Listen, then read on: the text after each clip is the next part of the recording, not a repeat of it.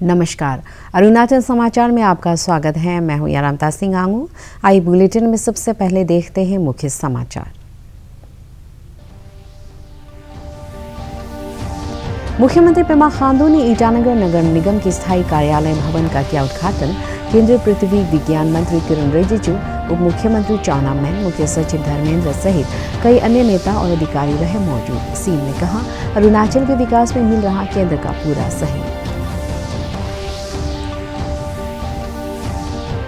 दुनिया भर में आज मनाया जा रहा है विश्व पर्यावरण दिवस। देश भर में चलाया गया पौधारोपण, स्वच्छता और जनजागरूकता अभियान। प्रधानमंत्री, अरुणाचल के राज्यपाल, मुख्यमंत्री और केंद्रीय मंत्री किरण रिजिजू ने लोगों से मिशन लाइफ को दैनिक जीवन में अपनाने का किया आह्वान। लेपारादा जिले के तिरबिन अंचल में जिला परिषद अध्यक्ष न्याबू दिर्ची ने गुमिन-नेली प्राइमरी लेवल क्लस्टर फेडरेशन कार्यालय का किया उद्घाटन। कहा, सरकार स्व सहायता समूहों के माध्यम से महिलाओं को आर्थिक रूप से आत्मनिर्भर बनाने की योजनाओं को प्राथमिकता से कर रही है लागू।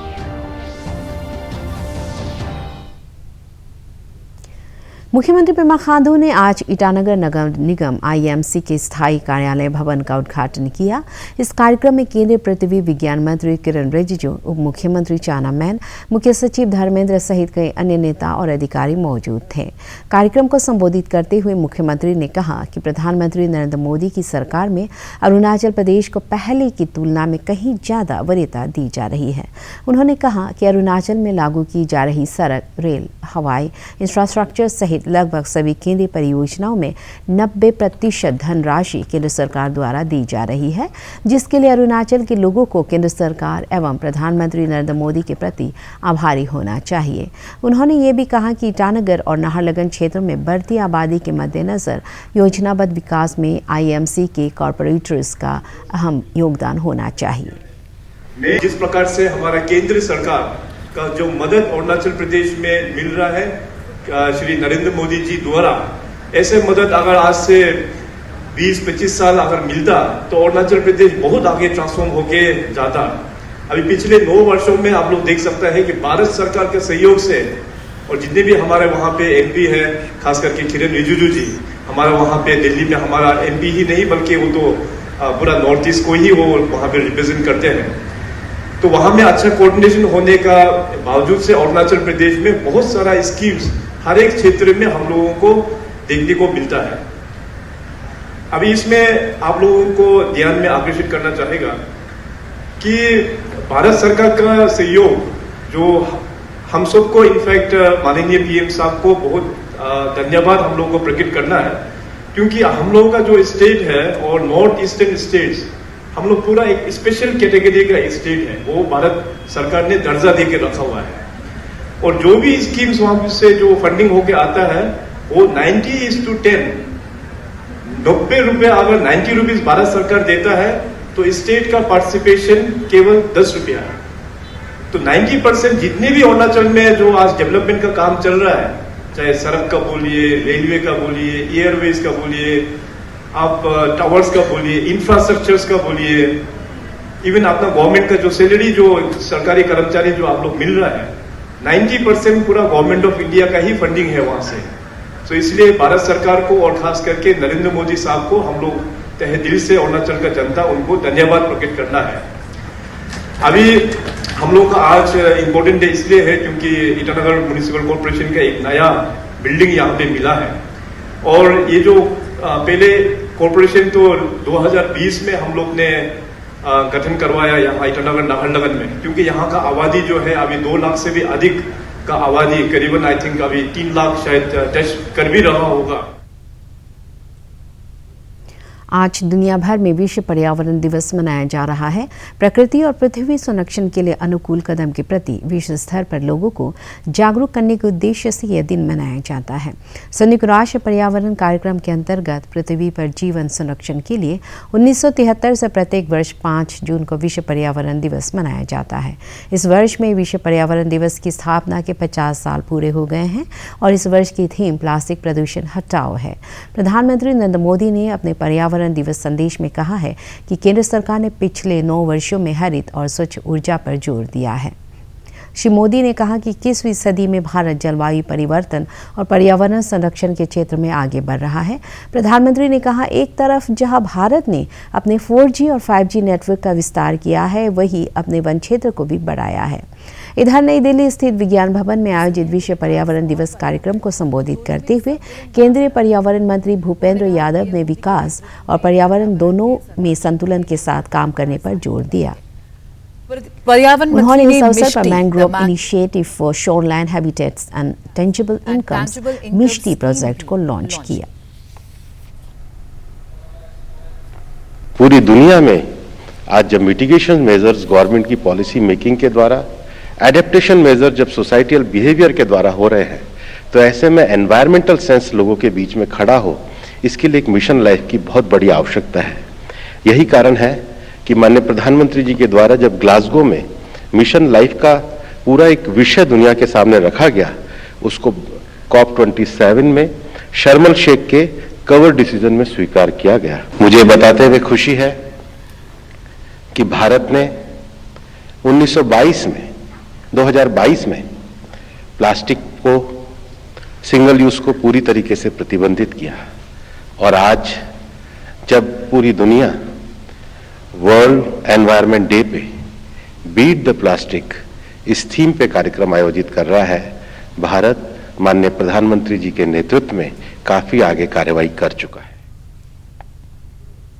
विश्व पर्यावरण दिवस के अवसर पर राज्य भर में पौधारोपण और जनजागरूकता पर आधारित प्रतियोगिताएं आयोजित की जा रही हैं। राज्यपाल की टी पटनायक, मुख्यमंत्री पेमा खांडू, केंद्रीय मंत्री किरण रिजिजू और राज्य के वन और पर्यावरण मंत्री मामा नातू ने शुभकामनाएं देते हुए लोगों से वन और वन्य जीवों की रक्षा करने के साथ ही स्वच्छ एवं हरित प्रदेश के सपने को साकार करने की अपील की है। मुख्यमंत्री ने आज अपने आवासीय परिसर में पौधारोपण किया और लोगों से मिशन लाइफ के अनुसार सिंगल यूज प्लास्टिक का उपयोग न करने और पर्यावरण को स्वच्छ बनाए रखने का आह्वान किया है। हमारी पृथ्वी जो हमारा घर है, जहां हम मनुष्य, पशु पक्षी, पौधे निवास करते हैं, इसके ही पर्यावरण के संरक्षण के लिए 5 जून साल 1973 से विश्व पर्यावरण दिवस मनाने की शुरुआत हुई। ओजोन परत की कमी, जहरीले रसायनों, मरुस्थलीकरण और ग्लोबल वार्मिंग समेत विभिन्न कारणों से पर्यावरण को नुकसान पहुंच रहा है। पर्यावरण के प्रति बढ़ती चिंताओं के बारे में जागरूकता बढ़ाने के उद्देश्य से इस दिन को मनाने की शुरुआत हुई। पर्यावरणीय मुद्दों पर कार्रवाई करने के लिए यह दिवस एक वैश्विक मंच के रूप में विकसित हुआ। संयुक्त राष्ट्र पर्यावरण कार्यक्रम UNEP इस दिन को आयोजित करता है। इस दिन का मुख्य उद्देश्य प्रकृति की रक्षा के लिए जागरूकता बढ़ाना और दिन प्रतिदिन बढ़ रहे विभिन्न पर्यावरणीय मुद्दों को देखना है। वर्ष 2023 के लिए विश्व पर्यावरण दिवस की थीम है सॉल्यूशंस टू प्लास्टिक पॉल्यूशन, यानी प्लास्टिक प्रदूषण के समाधान। सिने मामलों में जाने माने इतिहासकार और लेखक शिव कुणाल वर्मा, शिक्षाविद साना दुर्रानी, राजेंद्र पाल देवगन और प्रमोद शर्मा ने राज्य सचिवालय ईटानगर में मुख्यमंत्री पेमा खांडू से मुलाकात की। बैठक के दौरान अरुणाचल प्रदेश में बच्चों की प्रतिभा और कौशल को निखारने से संबंधित विषयों पर चर्चा हुई।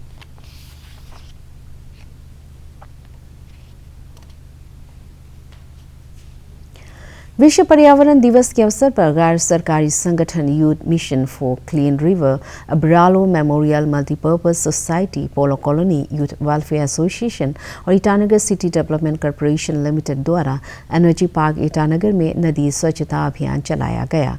100 से अधिक वॉलंटियर्स ने यगामसो नदी की सफाई की और कचरे का निपटारा किया। इसके तहत आयोजित इंटर स्कूल क्विज प्रतियोगिता का खिताब VKV ईटानगर की टीम ने जीता। साइंस सेंटर IG पार्क में आयोजित इस प्रतियोगिता में राजधानी क्षेत्र के कई विद्यालयों के छात्रों ने हिस्सा लिया। एक क्विज कंपटीशन ऑर्गेनाइज किया था here at science centre Itanagar, जिसमें 6 स्कूल पार्टिसिपेट लिए। VKV Itanagar, holy cross, green mount, government secondary school Anadaya and JNK and king cup. So out of 6 school, the winner is VKV Itanagar. तो ये मेन ये जो मोटो था जो ये क्विज कंपटीशन कराने का, कि यंग माइंड में इन्वायरमेंट का towards awareness, at the same time जो केयर है इन्वायरमेंट का टुवर्ड्स यंग माइंड में एक इनिशिएटिव लेके आना था। तो ये आज के टुडे जो क्विज कंपटीशन का मेन हम लोग एजेंडा था। 5 इयर्स के अंदर में जो यागमसो स्ट्रीम है उसको हम लोग फुल्ली क्लीन करने का कोशिश करेगा। बट ये कोशिश सिर्फ अकेला ये एनजीओ नहीं कर पाएगा, इसके लिए हर एक इंडिविजुअल जो ईटानगर में कैपिटल कॉम्प्लेक्स में रह रहा है उसका कंट्रीब्यूशन बहुत ज़रूरी है। बिकॉज सिर्फ एनजीओ ही इस मुहिम को चलाकर ये मुहिम को आगे तक ले जाएगा, ये नहीं हो पाएगा। बिना आपको कॉमन पब्लिक का सपोर्ट से हम लोग आगे नहीं बढ़ पाएंगे। इसलिए हम लोग कॉमन पब्लिक को भी वही बोलते हैं कि आप लोग भी आगे आइए, साथ दीजिए। किस तरह से साथ देना है बोलने से, आप लोग कचरा जो डिमार्केशन जगह में है वहाँ पे फेंकिए, नदी में मत फेंकिए। आईएमसी का सूबे में कचरा गाड़ी आता है, आप उस पर डंपिंग कीजिए, या फिर एक प्रॉपर डिमार्केटेड जगह होता है वहाँ पे आप डंप कीजिए। कचरा को जहाँ था यहाँ फेंक देगा, आप लोग नदी में डाल देगा, तो हर कोई बोलते हैं कि ऊपर स्ट्रीम वाला जो कचरा को नीचे फेंक रहा है। तो कौन है ऊपर स्ट्रीम? अल्टीमेटली जाके जो कैपिटल में रह रहा है वही ऊपर स्ट्रीम का आदमी। तो हम सभी ये आपका जो न्यूज़ चैनल के थ्रू से हम वही सबको कन्वे करना चाहते हैं कि आप लोग कचरा को डीमार्केट प्लेस में फेंके। कचरा हर घर से निकलता है, हम लोग जानता है, बट इसका एक प्रॉपर वे में आप कचरा को डिस्पोज कर सकते हैं। तवांग ब्लॉक के स्कूलों के बेहतर संचालन के विषय में जिला उपायुक्त के दामो ने शिक्षकों के साथ समन्वय बैठक की। इस अवसर पर सभी शिक्षकों को जिला उपायुक्त ने मिशन लाइफ की शपथ दिलाई। उन्होंने लोगों से आसपास के वातावरण को स्वच्छ बनाए रखने और पौधारोपण करने की अपील की। तवांग में विश्व पर्यावरण दिवस के अवसर पर आयोजित ड्राइंग कंपटीशन में स्कूली बच्चों ने बढ़ चढ़ कर हिस्सा लिया। I pledge to serve as an example of how an environment friendly lifestyle can. Tawang जिले के जमीधांग में विश्व पर्यावरण दिवस के अवसर पर वाइब्रेंट विलेज कार्यक्रम के तहत स्थानीय प्रशासन द्वारा स्वच्छता अभियान चलाया गया। भारतीय सेना के सहयोग से गोरसम स्तूप से प्राइमरी हेल्थ सेंटर न्यू जमीधांग तक स्वच्छता अभियान में बड़ी संख्या में स्थानीय लोगों ने हिस्सा लिया।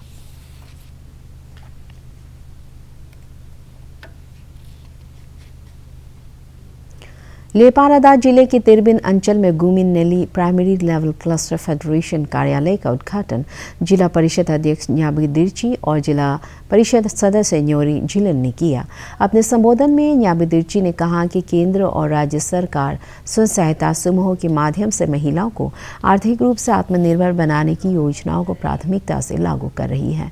उन्होंने लोगों से सरकार की कल्याणकारी योजनाओं का लाभ उठाने की अपील की। ये जो हमारा क्लस्टर फेडरेशन है, क्लस्टर फेडरेशन लेवल फेडरेशन जो सेल्फ हेल्प ग्रुप ने अपना मतलब अपना से इन लोग सेल्फ हेल्प करके अपना जो हमारा बस्ती में कोई लोग बहुत तकलीफ वाला होता है, बीमार वाला होता है, गरीब जो होता है, इन लोग देखभाल करते हैं। तो हमारा सेल्फ हेल्प ग्रुप जो है सेल्फ मतलब सफिशिएंट होके मतलब कमाई करके अपना से गवर्नमेंट का तरफ से भी हम लोग थोड़ा बहुत सब्सिडी में लोन मिलता है इन लोग को।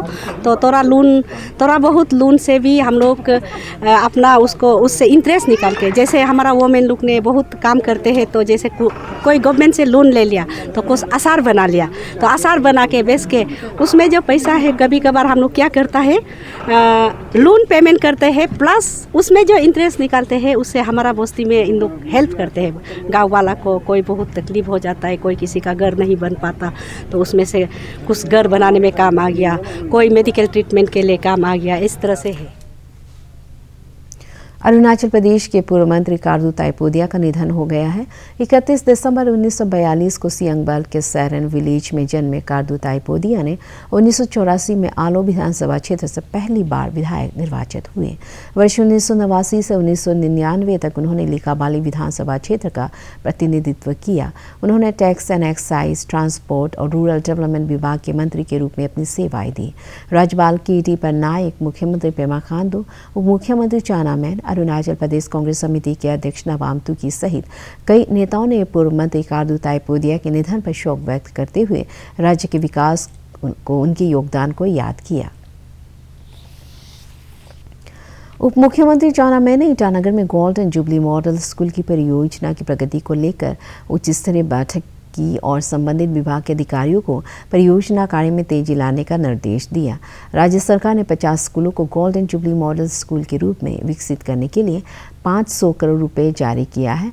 अरुणाचल प्रदेश नामकरण के 50 वर्ष पूरे होने के उपलक्ष्य में वर्ष 2021 में जीरो में आयोजित स्टेट कैबिनेट की विशेष बैठक में कक्षा 10 और कक्षा 12 की परीक्षाओं में राज्य के सरकारी विद्यालयों के खराब प्रदर्शन के मद्देनजर golden jubilee model school project को मंजूरी दी गई थी, ताकि स्कूलों में त्वरित गति से आधारभूत सुविधाओं के विकास के साथ ही नवीनतम प्रौद्योगिकी का उपयोग कर शिक्षा के स्तर में सुधार किया जा सके।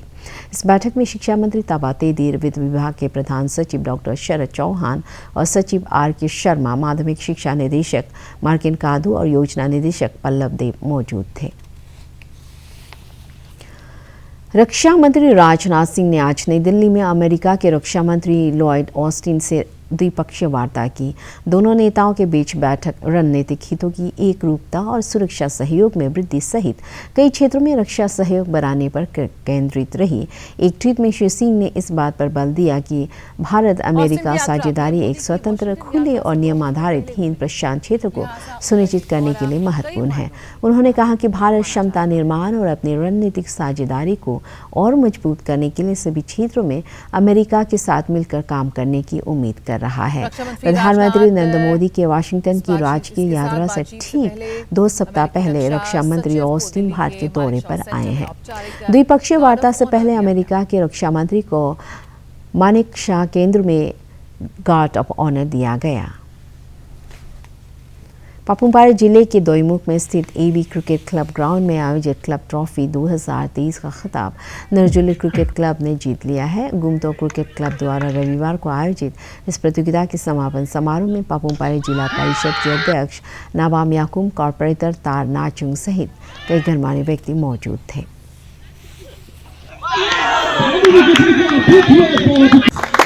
मोटिव भी यही था कि जब ये टूर्नामेंट ऑर्गेनाइज किया है ब्रदर जेम्स ने, तो उसने बताया कि ये से नो टू ड्रग्स का ऊपर है। तो अरुणाचल बुलेट क्लब जब भी ये सुनता है से नो टू ड्रग्स, तो हमेशा आगे।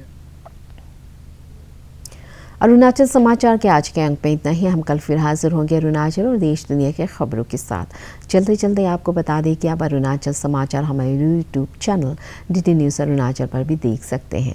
देखते रहिए अरुण प्रभा। नमस्कार।